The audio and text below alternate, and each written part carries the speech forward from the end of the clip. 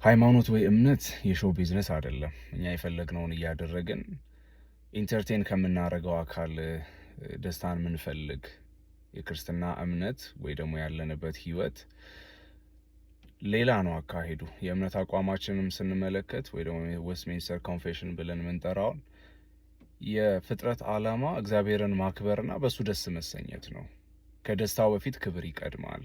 እግዚአብሔር በከበረበት ነገር ነው የኛ ደስታ ያለው እንጂ ሀውላውድ ብንዘምር ጋዘሪንጋችን ቢያምር ምናረጋቸው እንቅስቃሴ ሶሻል ሚዲያ ላይ መተን ምናረጋቸው በዝማሬ ሊሆን ይችላል በምናወራቸው ነገሮች ከእግዚአብሔር ኤክሳይትመንት ምንፈልግ ሳይሆን ቀድመን የእግዚአብሔር ክብር እንዳለበት አስበን ምናረግበት ህይወት ነው። የዕብራውያንን መጽሐፍ ስታጠኑ ከምዕራፍ 1 እስከ ምዕራፍ 10 ቁጥር 18 ድረስ የሚነግረን ሀሳብ አለ። ከቁጥር 18 ቀጥሎ ደግሞ እስከ ምዕራፍ 13 ድረስ ያለውን ደግሞ ስታጠኑ የሚነግረን ሀሳብ አለ። ሁለት አንኳር ሀሳቦች አሉት። የመጀመሪያው ሀሳብ ከምዕራፍ 1 እስከ ምዕራፍ 10 18 ያለው የሚነግረን ነገር ግሎሪየስ ጂሰስን ነው የሚያሳየን። ምን ያህል የከበረ ጌታ እንዳለን ይነግረናል።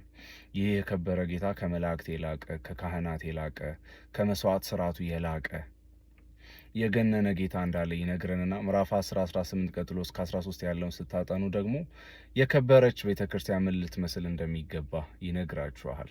ያ ማለት የከበረ ጌታ ያለው ህዝብ የከበረ ደግሞ ህይወት ሊኖረው ይገባል ነው ጠቅላላው መልእክቱ። ሰው ይሄ እንዴት ነው ሊሆን የሚችለው የሚለውን የቤተክርስቲያንን ታሪክ ስታጠኑ ቤተክርስቲያን እኛ እንደመሆናችን መጠን ለከበረ ጌታ የሚሰጥ ህይወት ለእግዚአብሔር ያለንን ታማኝነት በመግለጥና በቅድስና በመኖር ውስጥ የሚገለጥ ህይወት ነው። ስለዚህ እግዚአብሔርን ኢምፕረስ ሊያደርገው የሚችለው ፌስፉልነሳችንና ሆሊነሳችን ነው።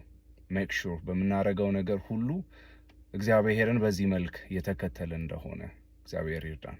ተባረኩ።